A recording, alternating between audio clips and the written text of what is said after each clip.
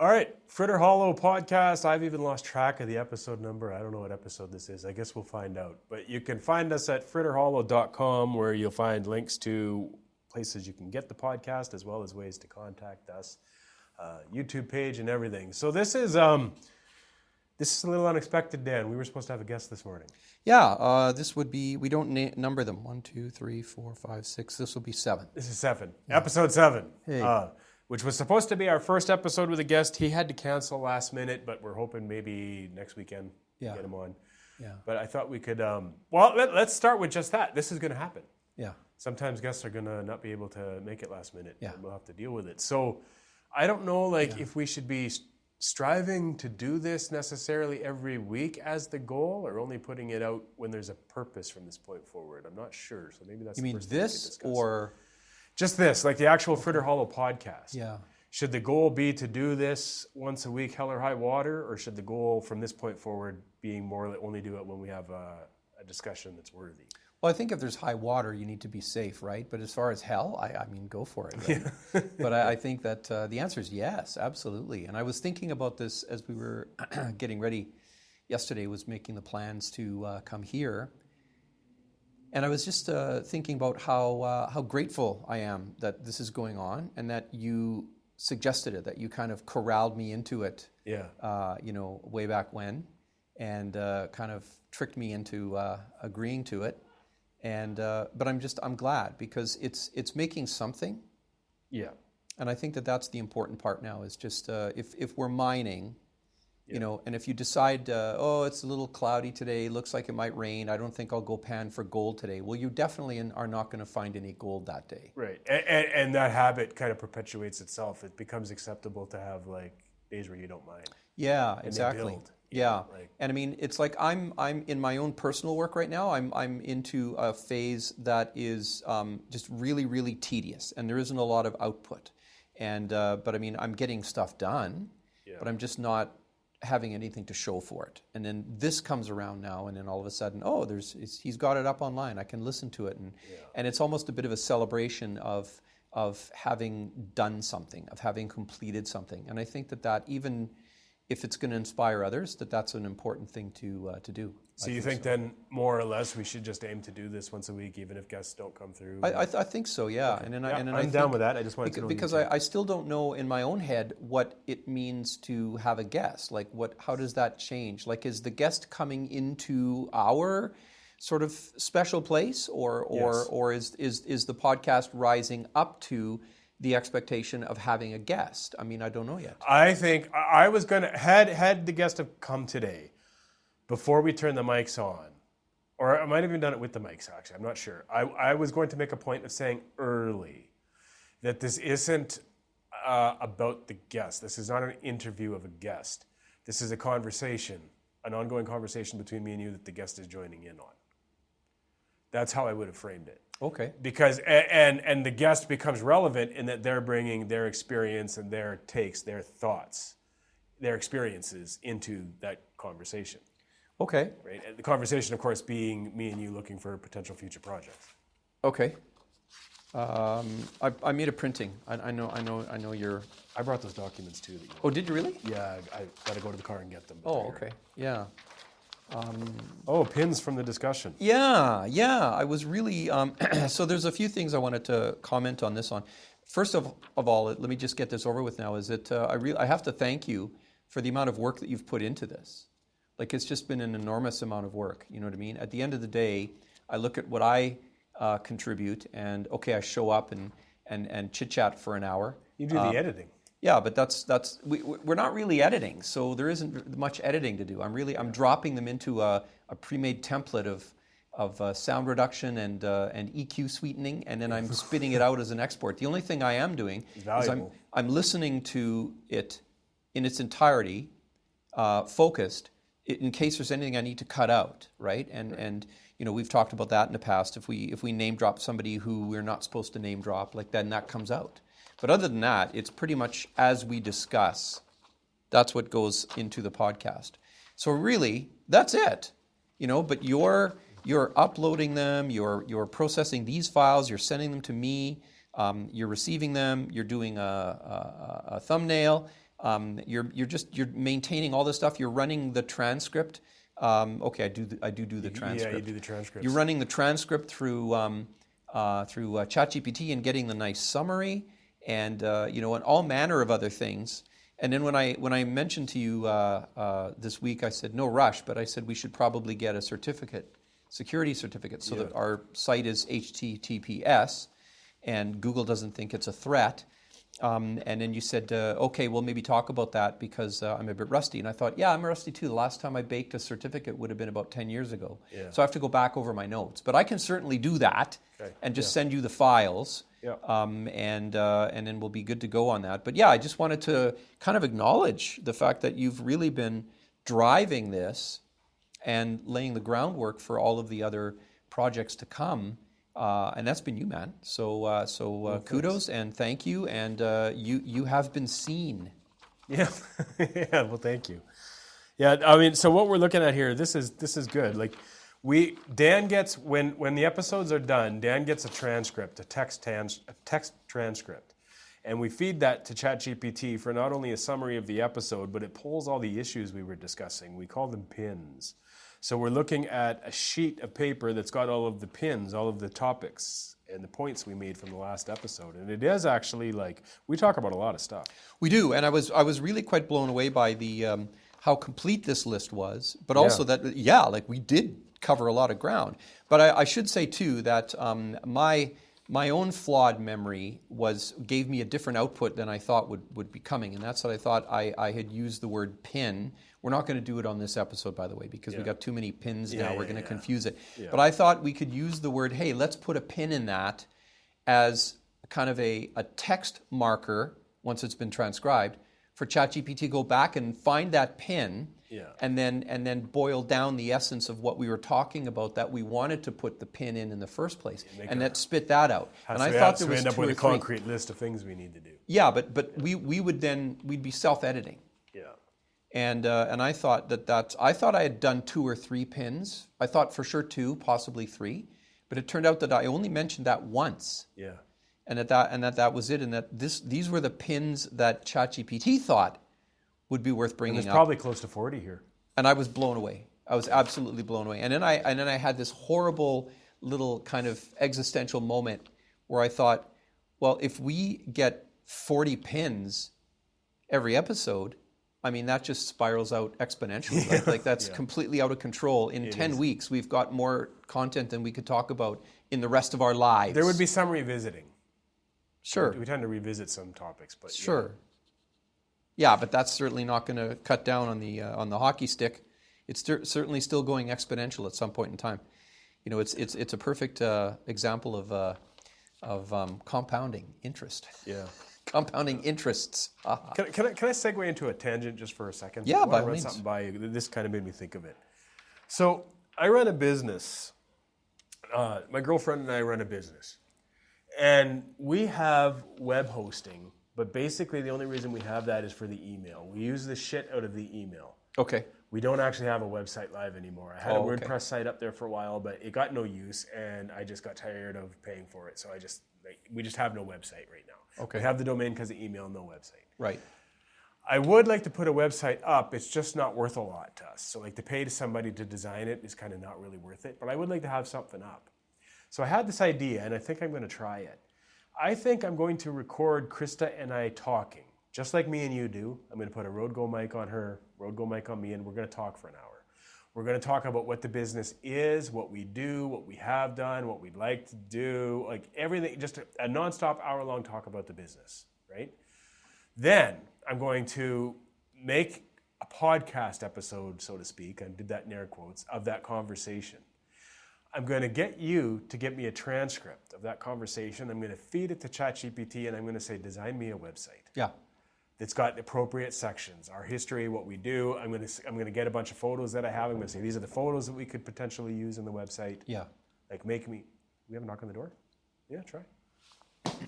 We're getting a knock on the door. Yeah. Oh! Thank you. Thank you. All right. We were just talking about you.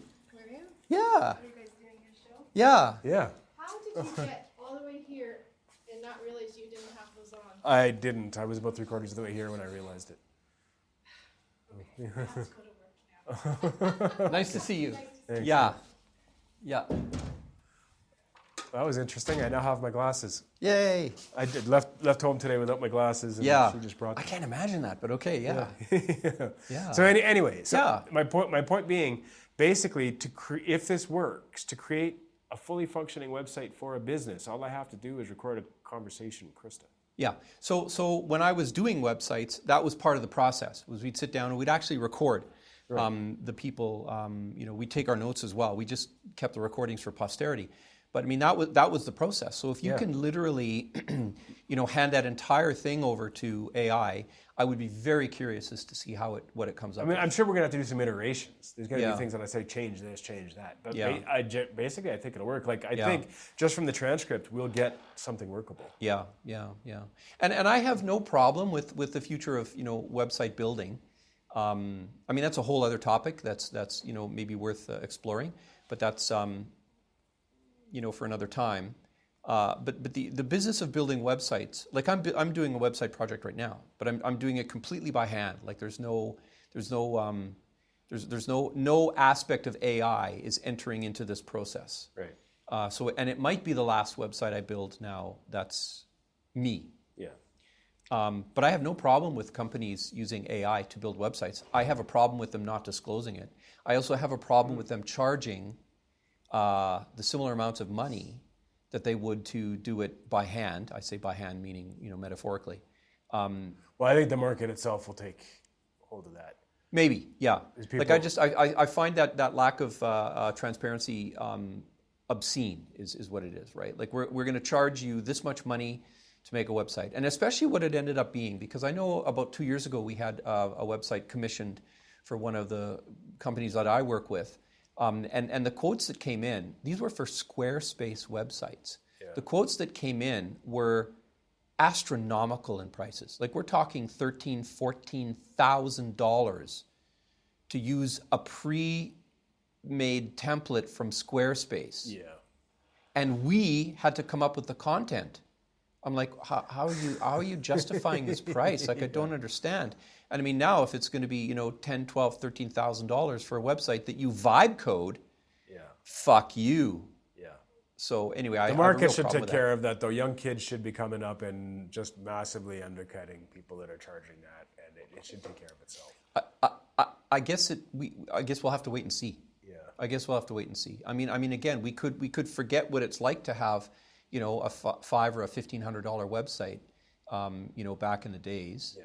And everybody just thinks now, a website's $20,000. And then now, the subject I mentioned earlier is Google having absolutely gutted its SEO industry.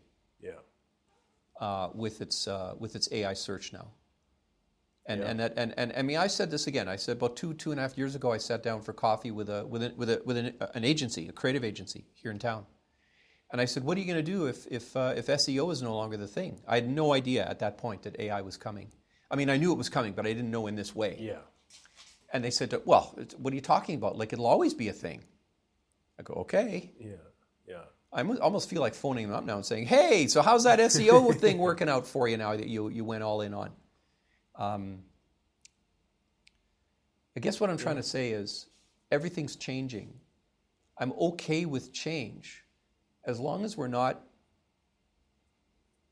being mean to each other.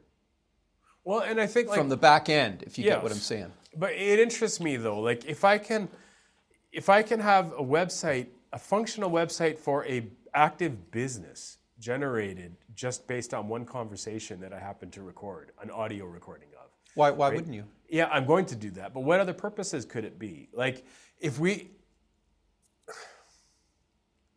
Like, I guess what I'm saying is like, in the past, if me and you wanted to make a podcast about a certain topic, like say we wanted to do a podcast on the history of the laundromat business, right?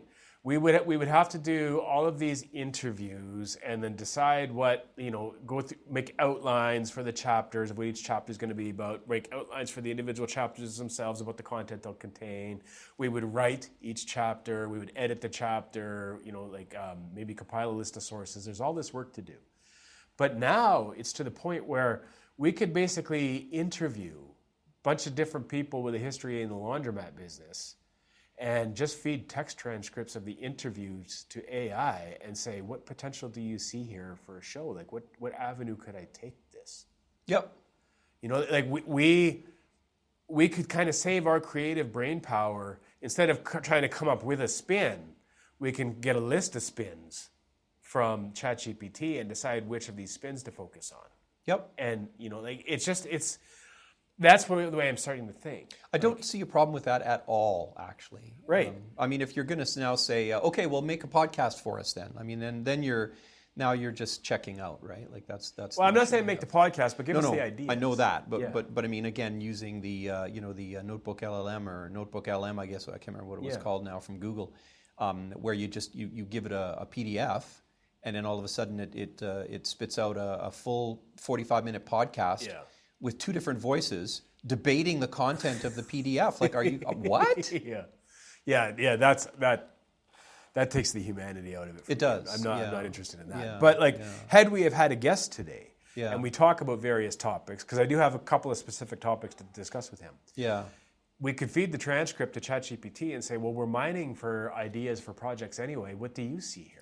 So maybe that's the proper analogy to look at it as this is the robot that's in the river panning for gold. Like it knows what to look for, and it's doing that horrible repetitive, backbreaking work of sifting sand, and when it comes up with a nugget or even a fleck, it sets it aside, and we can look at it and decide what to do with it afterwards. I mean, I don't see any real problem with that, actually. Yeah, no, I'm excited about it. Yeah. And it's like, if I was an author, right? If I was writing fiction books, one of the things that would be important to me for any character I had in it would be to create a backstory for the character. Right. And the reason being, not to necessarily put in the story, but it gives you motivation for your characters. Yeah, and for your sure. character's motivations. Like, this guy in this spot would say this because of this history. 100%. Right? So you can almost retcon that with AI now. You can create a character that said something in the story, and you can take it to ChatGPT and say, give me 3 plausible scenarios for this guy's past that would have caused him to do this. Yep. Right? So we can be as creative as ever. It's just different. Yeah, and I mean, I guess the question really ultimately is, where do we choose to get our dopamine from? That's really the question now. And I mean, there's so many hits of dopamine, and I didn't quite understand it as well as I do now, based on a podcast I listened to, which was talking to somebody about dopamine specifically, and they say that the hit of dopamine does not come from the thing itself. It comes from the anticipation of the 100%. thing. I'm glad you said that. Yeah, and that sort of changed it for me now. It's just like, oh, all right. So, when you're so in other words, the Amazon Prime, I need it here by this afternoon, actually doesn't really give you that much dopamine, or there's a little bit, right? Like you have the anticipation of opening up the package technically. But I mean, the whole idea of, if you used to order something, and it took a week to get there, you'd be anticipating it for that whole week. That was your source of dopamine. Yeah, I agree with that entirely. Taking that entirely now to this new thing, it's like, what do you want your dopamine to come from? Do you want it to come from the act of making something, or the act of thinking about making something, or the act of organizing something into making something? It's a bit of all of those. It's a bit of all of those. But for me, primarily, it is, and I've known this for a while. It was the motivation for this entire project. I want to work on something that interests me. Ultimately, that's what this is about for me. So if you found something that was like your soul thing, and you kind of like you road tested it, and you think, yeah, this is the thing for me now, then would you stop looking for anything? If it met a set of criteria, yes. Like, and an important part of that criteria is it has to matter to other people. There's this mentality out there that, like, well, you can just create for yourself, and that is true to a degree. But if you're going to dedicate yourself to something like over a sustained period of time, it's got to be valued by other people as well, or it just fizzles out. It's like, it's very difficult. Like, whether you're talking about learning programming is an example, or songwriting is another example. It is rewarding to just do those things to do those things on your own for the sake of doing them. That there is value in that, but it's very difficult to grow past a certain point without the interest of others. You kind of peter out, right? It's also like learning a language too. Like I spent a while trying to learn Russian. Interested me very much. I'm fascinated by the Russian language. I'm fascinated by how it works, their alphabet, all like many aspects of it interest me. But without somebody to speak Russian to, without other people really giving a shit that I am learning Russian, it petered out. Right? Like the growth ceiling is very low if you don't have a purpose for it, right? Well, I think this is interesting in many respects. Number one is that if AI is going to take over all of the pedestrian jobs out there, and that's going to let people be freed up to pursue art, well, then how much of that is going to float your boat, right? Like in other words, if everybody's now just doing art, there won't be enough market for that art because you're again, it would be like ChatGPT making this 40-point. Well, I think like if our culture has done one thing, it's turned most people into consumers and not creators. So I don't think. Okay, well, fair enough. I don't think everybody is going to be making art. Okay, yeah. So, but I mean, yeah. Okay, well, let's just You're first of all, I think you're 100% right on that. Yeah. But let's just for the sake of exploring this idea, let's just say that everybody successfully transitions into a maker society. Yeah. Like we all make stuff now. Yeah. Who would we be making that stuff for? I know. guess, right? Yeah, that would be a problem. Yeah, and so therein lies the issue, I guess. Is but that's that, any industry, though. If you look at the creative world as an industry, like if everybody was a fast food manufacturer, there's not enough customers to go around. But I think the tech bros are all thinking, let's do UBI, universal basic income, and then that's going to satisfy. Then everybody will be able to eat. Well, what are they going to do with their time? Well, they can make art. They can make stuff. Whatever. And I don't think that they've thought that through. Yeah, no, I only pay so much attention to that myself. I agree with you. Yeah, so then back to your original point was you needed to have that purpose be satisfied on a variety of levels, not just the self, but there had to be somebody to exchange the idea with, and somebody to maybe receive the idea. They don't have any input. But there had to be some sort of use for the thing. Yeah, and it has to be growing and evolving. Look at the Game of Thrones books, Song of Ice and Fire, I think they call it. Like, that's a monstrous series that he's still writing. But would he have gotten anywhere near as far as he has if there wasn't an audience for it? I doubt it. And I'm sure he does love it. I'm sure it is his life's passion project. I'm sure a part of him would have liked to have done it anyway, but would he have? I doubt it. I doubt it. Like your own interest can only sustain you to a certain point. I don't get fantasy. I don't get it. Like as a genre? Yeah. Segue into an entirely different thing. That's interesting. Yeah. I just don't get it. I didn't watch Game of Thrones. Really? Yeah. I don't. I know someone who wrote a series of novels based on the whole sword and sorcery kind of thing. Yeah. I can't bring myself to read it.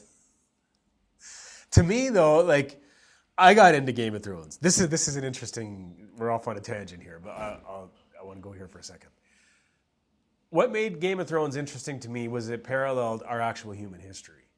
You could see our human history being the underlying structure of it.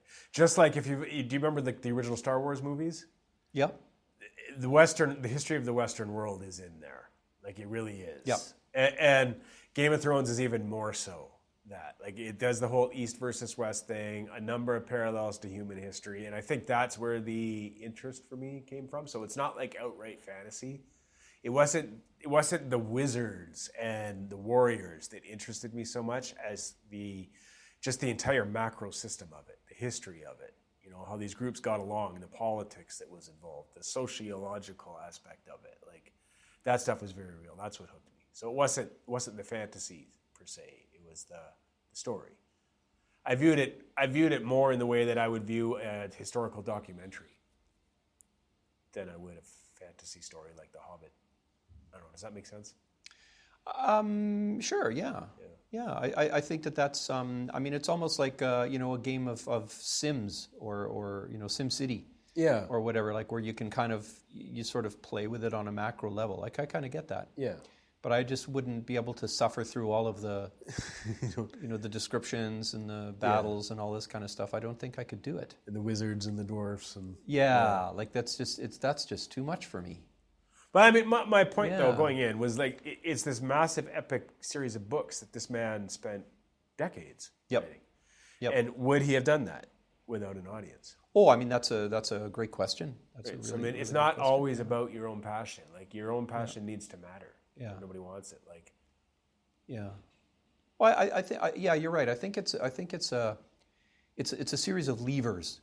yeah. Like I think you need to satisfy a lot of different variables before you're going to put the time and the effort into it. Right. Because I mean, at a certain point, you realize it's very finite. This time that we have here, and what am I going to do? Am I going to spend half my life writing a world of fictional characters that is going to do what for the world? Do you know what I mean? Other than entertain them? Like, I don't know. That's a very good question. I'm... Am I going to spend half my life learning how to fix people's brains with a scalpel and a little electrode? I don't know. yeah. Different calling. And I'm spending right now an hour a day or so, probably about 5 days a week, working on the podcast that I am writing. Yes. My own that we're going to put out in 2027. Yes. And at the end of every one of those sessions, I just have this feeling of fulfillment. I'm like, this is what I want to do. I want to work on projects that interest me. And then it makes me happy that I have this project because we're going to find other projects to work on. And that's what I want to do, right? I want to work on something that interests me. But at the same time, as I'm writing this podcast, I have this fear that I'm not going to be able to find a purpose for it. That it's either not going to find an audience that is interested, or I can't find some other better calling for it. Like, even if nobody was really interested per se, but it helped a small group of people. Yeah. Even that would be okay, because then it has a purpose, right? Yeah. Like, we not only do I want to do this thing that interests me because that's where I get my dopamine from, working on something that interests me, it has to serve a purpose. I have to feel like I served a purpose in doing this and putting all this time. Like, those two things have to coexist. So that's what I want to get out of this project. I want to find something that I want to work on, that I love working on, but it has to serve another purpose. Yeah. So I could speak on that, but I'm not going to. However, that being said, it will find a purpose. Yeah. Oh yeah. Yeah, I'm sure. Yeah, you will. You bet. I think anything that's built with intention is going to, if it's seen through to its final form, will have a purpose. Yeah. It's just a matter of... I need to find an example of somebody making something that was fully thought out, well executed, made with love, and has no purpose. Like, nobody could figure out how to use it. I don't know if that exists. It exists, but only in, like, I would argue that, like, even SpaceX is that to a degree. It's like creating this big, crazy thing that very few people could ever build, and then kind of finding a purpose for it later. Oh, I think it's very purpose-driven. They might have a specific purpose. Well, Mars. Yes, but then what? For what? Colonization. Yeah. Yeah, I guess that's Plant the probably flag. their purpose now. Yeah. But in the end, like 1,000 years from now, once this is old hat, going to Mars is a simple thing that everybody can do every day. It might turn out that Mars became valuable for something we haven't even seen yet. Oh, sure, and I think that's being left open. Yeah. But I think that I mean there will be hundreds of years of utility for if they do make it to Mars. Yeah. There'll be hundreds of years of utility for rockets. Yeah. You know. Yeah. I mean, they're talking about doing data centers in space now, which is. Yeah. I mean, I'm just of a very different opinion, and I think that might be for a different discussion. But I think I'd like to maybe even edit this out. I don't know. But that comment that you made about finding the purpose, though, I think that's the whole point. Yeah. That's everything. You're holding the glowing orb in your hand right now. And this is another area where ChatGPT can help us. Like we have a conversation with a guest where we talk about various topics. Not only could we submit the transcript to ChatGPT and say, what potential ideas for a podcast or a spoken word presentation do you see here? We can also ask it, what purpose can you see this serving? Who would find this valuable? There's the magic. What am I missing? And that's the kind of questions I want to start probing ChatGPT with. And one of the things that led to this line of thinking is I started questioning myself, like, my whole life, I've fancied myself a songwriter. That's been a part of my self-identity and what I wanted to do. It's what led to us getting this room, right? But at some point, I started kind of teetering more towards wanting to start making podcasts.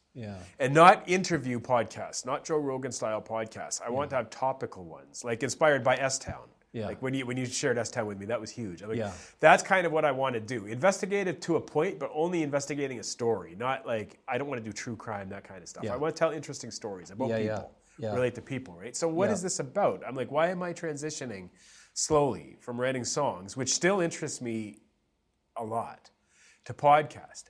And I think part of that answer is just people aren't fucking as interested anymore in singer-songwriter stuff. They're just not. Before, like if you were a singer-songwriter 50 years ago, other bands might have been interested in what you're doing because they're looking for songs to play. So they might have like taken your songs and started playing them as their own. There was like an actual songwriter market. I don't think that exists so much.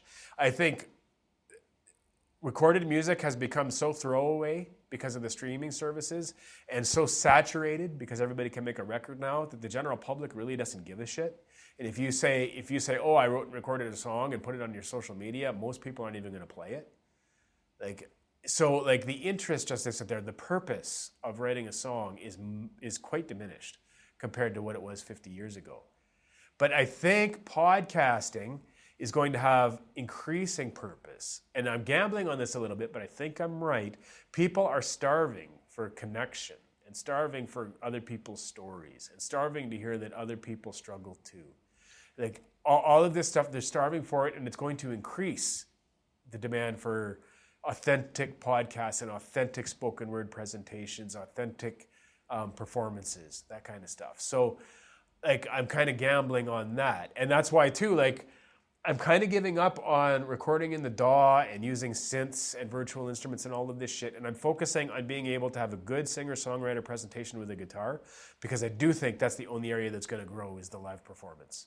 People are going to start going to coffee shops again to watch some guy who could play a guitar and sing in his own voice and make fucking mistakes in front of their own eyes. That's the human experience people are going to be starving for. They don't give a flying fuck about polished recordings anymore. There's no market for it. So yeah, the purpose, the end market fucking matters. Well, interestingly enough, there was a headline, I can't remember the source, it was multiple sources, because right now somebody puts out a half-decent piece and everybody just, reprints it, right? Yeah. With credit.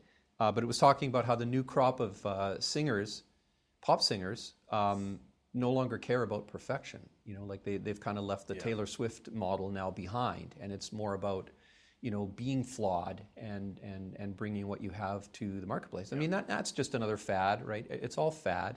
But I think you're right, right on the money with all of that. But I'm just going to go back to the purpose of the podcast. I think that people right now are starving for someone to make sense of the world. And I think we make sense of the world by hashing it out. We don't make sense of the world by sitting alone in a room and or banging away on a keyboard trying to make sense of it. That's not what works. We make sense of it by sharing our incomplete feelings with one another, and then kind of working those through maybe to completion, maybe inspiring someone else with, hey, I never thought about it that way. I'm going to think about it that way for now. But we try. I think and the best way to do that is through story. Is through story. It's through talking. Which is what having the a direct podcast conversation is. like this doesn't appeal to people in the same way. Telling the story does. That's why I like this, because we're talking about finding stories to tell. Yeah, well, it depends on what you're doing. Like if you're looking for a story and other people are looking for stories, that will be highly valuable to them. Yeah, I really believe that. Maybe that's just a small percentage of the population.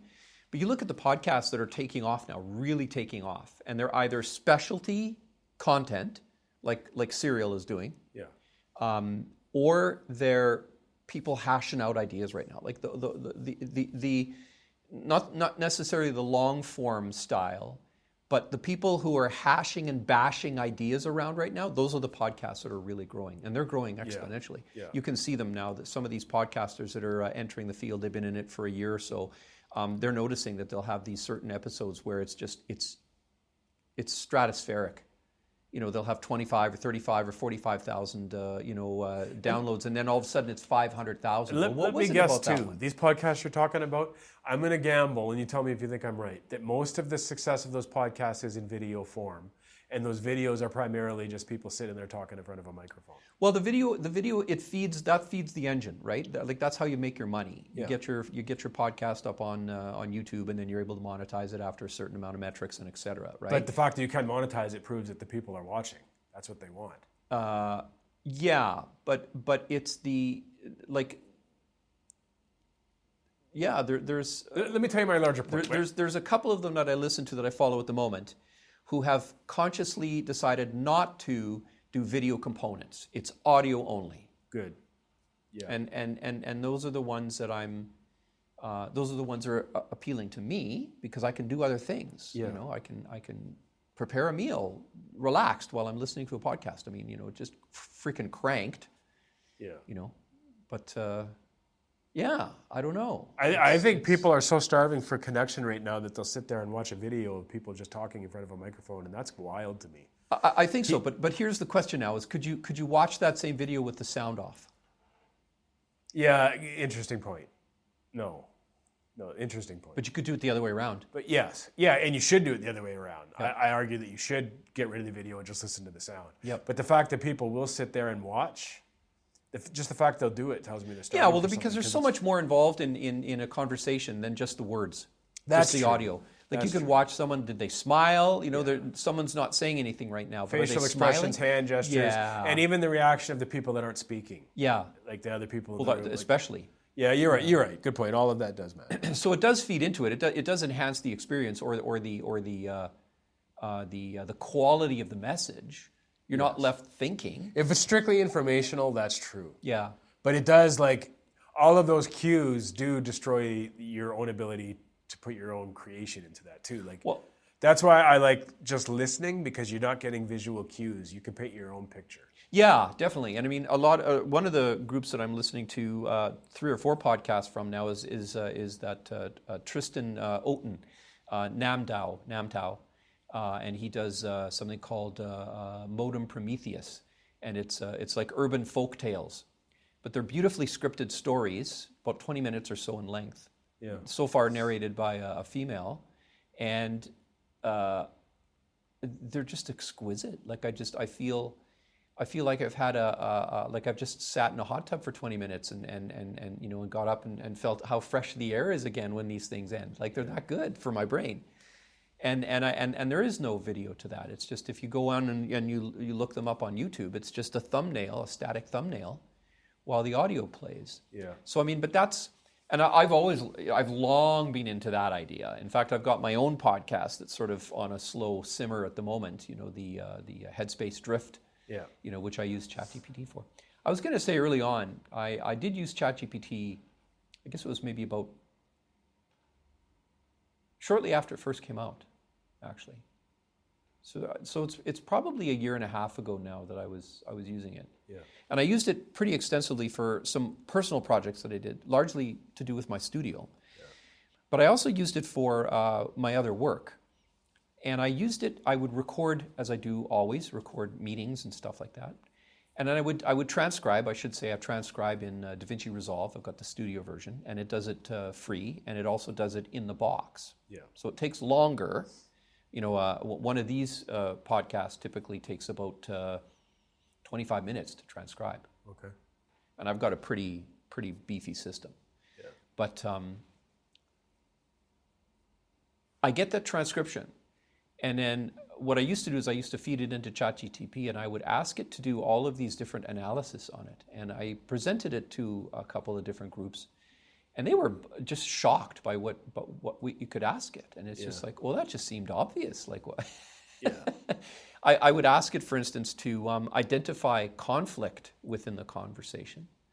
right? And then analyze what the conflict was about, Yeah. and then make suggestions about ways to I do that too. resolve that conflict. Yeah, like there was like literally, and I don't know if I ever did the same trick. I mean, obviously the different stats and pull out action lists, like that was sort of my common, my 3 or 4 regular tricks. But I always tried to find a different angle of how to use ChatGPT. Yeah.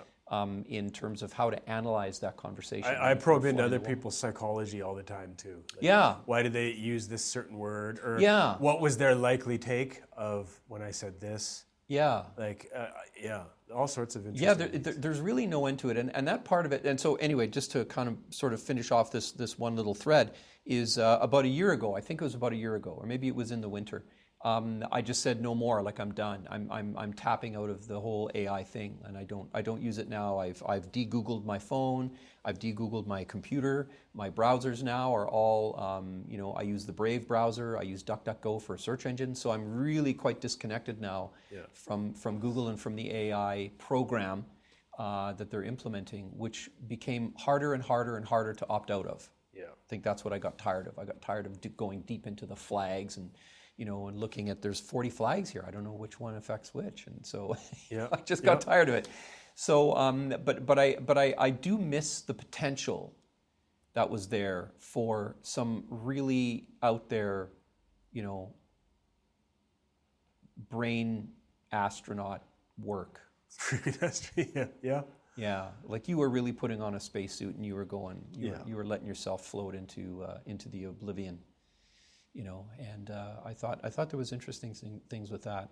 But I think that was it. And just to go back to that original point now, maybe here we could end it, but I think people are starving for people who can help them make sense of things. And I think if that's the utility, and this definitely falls into your podcast, your personal one, the very nature of it, the very exploration of this topic is going to help people make sense of things that that's would my never, biggest hope. Ever have been able to do in any other way before. Yeah. So, win. Yeah. And I think that everything we do as a result of this being not the catalyst, but this being the kindling, I guess maybe if you're going to make a campfire. I don't want to mix metaphors too much. But I mean, I don't know what particular substrate this podcast is, but if it's simply mining, if that's its goal, and that's the word that keeps coming back to me. Yeah. If it's simply an act of mining, then we will find things that would have been hidden to us for all time. And that's exactly what and I hope we get something concrete to start working on soon, because that's exactly like, yes, I want iterations of this. Yep. And like, I kind of view this as church almost, That's an interesting metaphor. Well, you've had periods of your life where you've regularly attended church, right? Even when you were younger. I was supposed to have been a pastor, Yeah. So it becomes a very useful anchor in your life. Like I noticed, like I would go to church every morning. I would wake up on Sunday, and I wouldn't even want to go. I'm like, I don't want to do this. It's early in the morning. I just don't want to do it. But I would go because that's what we did, right? We went to church. But when I was there would be a number of things that happened, whether it was in the service or that other parishioners would say, or like what the priest would say that day in like a homily type thing, like what do they call it? Sermon in evangelical circles, right? Things would be said that would make me think. And then there would be like a coffee hour after where you're kind of like talking to the people, like the parishioners that were gathered around for the coffee hour. And then conversations that would happen there would make me think. I would leave church energized, thinking about things. Sometimes it was spiritual stuff, but sometimes it wasn't. Sometimes it was just practical stuff, right? I was anchored to a community, and I left energized, thinking about new things in a different way that would last a few days. But then, like, as the week would go on, right, that stuff starts to drift. And by the time Sunday morning came around, I woke up and I didn't want to go to church again. And this was the cycle. So I started to realize that going to church is the anchor that propels me through the week and gets me thinking about these things and engaging with the world in a way that I wouldn't have.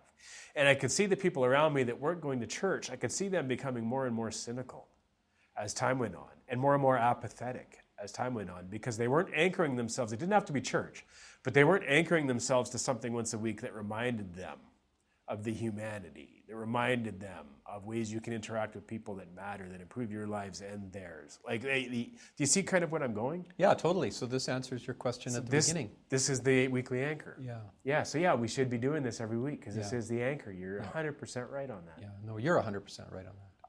You brought it together. And this is a theory of my life. Like other people or other systems end up pointing out to me the loops that I'm caught in, that like they can see it from the macro view that I can't even see. You just did that for me. Yeah. Cool. Yeah. All right. All right. We try to do this every week then See you next week. at church.